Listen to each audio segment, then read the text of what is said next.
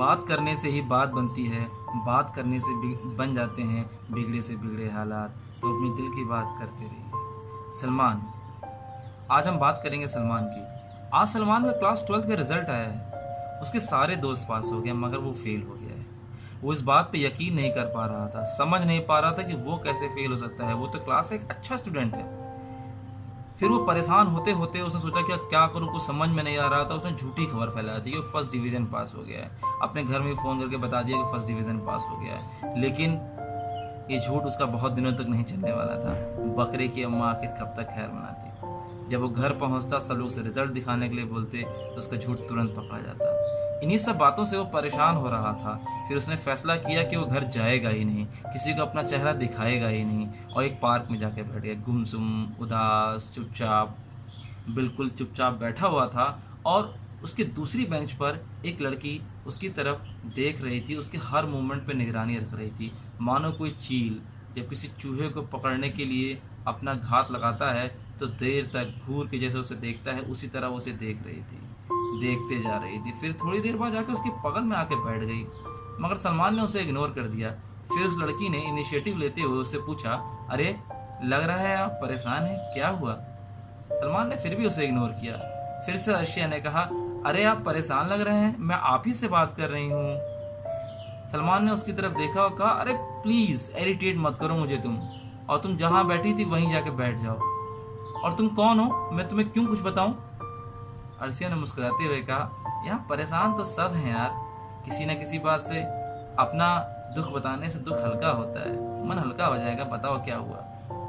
सलमान ने फिर से उसकी तरफ देखा, लेकिन इस बार अपनी नजरें वो हटा नहीं सका। क्यों? क्योंकि अर्शिया बहुत खूबसूरत थी। इतनी खूबसूरत कि इतनी खूबसूरत लड़की उसने आज तक कभी देखी ही नहीं थी। उसकी आंखें मानो जैसे कोई गहरी झील, और उसमें वो डूबता चला जा रहा था, डूबता चला जा रहा था। इतना डूब गया था उसके अंदर वो, जैसे वशीभूत हो गया हो। उसके बाद जो जो पूछा अर्शिया ने उससे, उसने सब कुछ बता दिया। अर्शिया ने कहा, तुम घर नहीं जाओगे तो कहाँ जाओगे इतनी रात में? अगर तुम बुरा ना मानो तो मेरे घर चलो।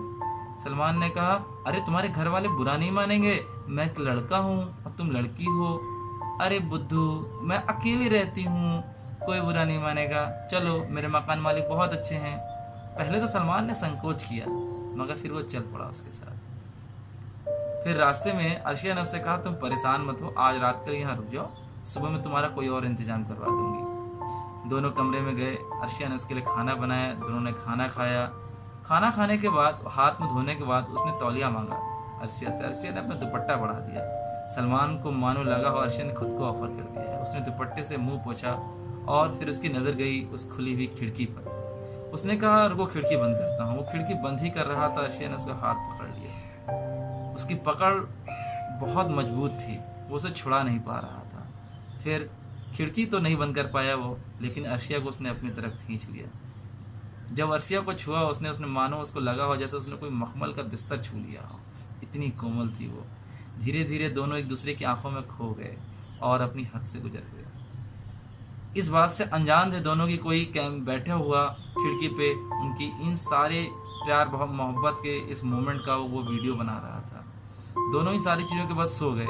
सुबह जब सलमान की आंख खोली तो उसने देखा किसी के रोने की आवाज़ आ रही है। उसने हल्की सी आंख खोली, देखा कि अर्शिया रो रही है।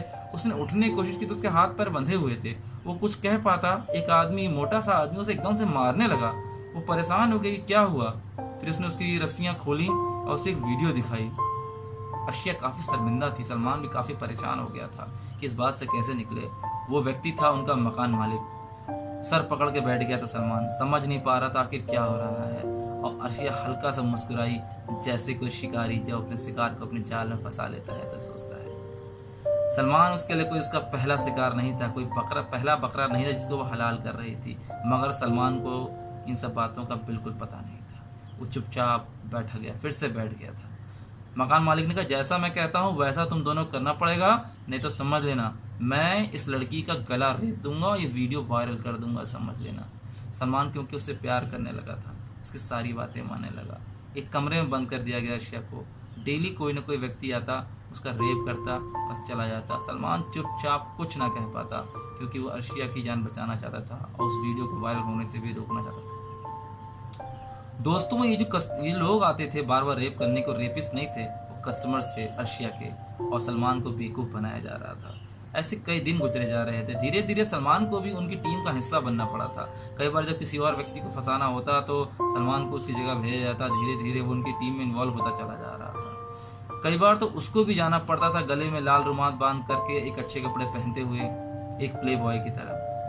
फिर ऐसे कई दिन गुजरते गए। वो बाहर निकलने की प्लानिंग कर ही रहा था तो एक दिन उसके पास एक फ़ोन आता है एक कॉकटेल पार्टी के लिए।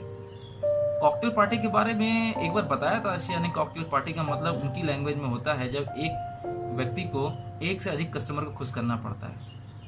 पैसे भी अच्छे मिल रहे थे, सलमान ने हाँ कर दी। फिर हाँ करता कैसे नहीं, बात उसके शहर की थी। अब उसको आसानी हो गई थी कैसे वो निकल जाता अपने शहर। वो गाड़ी में बैठने ही वाला तो उसे याद है मेरा फ़ोन। वो कमरे में चला गया अपना फ़ोन लेने के लिए।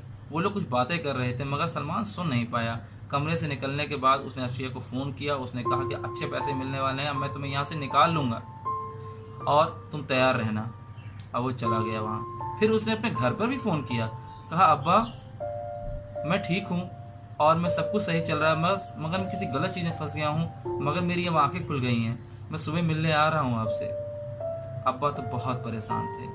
2 साल हो चुके थे। जगह जगह पुलिस स्टेशन चक्कर काट काट के वो परेशान हो गए थे। अखबारों के इश्तिहार दे दे के परेशान हो गए थे। कई जगह पोस्टर चस्पा करवा दिए थे मगर वो कहीं नहीं मिल रहा था। मगर आज जब सलमान ने फ़ोन किया तो उनकी बाँछें खिल गई। बहुत खुश हो गए। वो सुबह का इंतजार करने लगे। सुबह अचानक घंटी बजती है। सलमान के अब्बा फ़ोन उठाते हैं। रिसीवर की दूसरी तरफ से आवाज़ आती है, क्या आप सलमान के अब्बा बोल रहे हैं? जी जी, सलमान का अब्बा बोल रहा हूँ। मैं पुलिस चौकी से बोल रहा हूँ, हमें एक लाश मिली है, कृपया आप आइए इसकी शिनाख्त करिए। उसके अब्बा वहाँ पहुँचते हैं। अपने कांपते हुए हाथों से उसका वो चद्दर हटाते हैं तो वो देखते हैं उसकी जगह जगह उसके शरीर पर सिगरेट बुझाने के निशान थे और जगह जगह ब्लेड से रेतने के निशान थे, मानो जैसे कोई खुरदुरी सड़क हो। परेशान हो गए। उसकी अम्मा फपक के रो पड़ी। कहने लगी, तूने तो कहा था बेटा तेरी आंखें खुल गई हैं, मगर तेरी आंखें तो बंद हैं। दोस्तों, अब सलमान कभी नहीं उठ पाएगा। काश वो अपने दिल की बात अपने माँ बाप या किसी दोस्त से कह पाता तो उसके संग ये सारी चीज़ें ना होती। मैं आपसे एक बात कहना चाहता हूँ कि कोई भी बात अगर आपके दिल में आपको सता रही है तो किसी न किसी से कहिए ज़रूर, मगर किसी अनजान से नहीं, क्योंकि अनजान व्यक्ति हो सकता है आपके इस आंसुओं का भी मोल उठा ले, आपकी इस परेशानियों को भी कैश कर ले। सलमान की परेशानियों को कैश किया गया था। आपकी अपनी शुभकामनाओं के साथ मैं इस वीडियो को ख़त्म करता हूँ। उम्मीद करता हूँ ये वीडियो आपको पसंद आई होगी और इसे आप लाइक, कमेंट और मेरे चैनल को सब्सक्राइब करेंगे। फिर मिलेंगे किसी अच्छी कहानी, किसी अच्छी बात के साथ। तब तक के लिए टिल देन, बाय बाय, चाओ चाओ, सायोनारा एंड जय हिंद।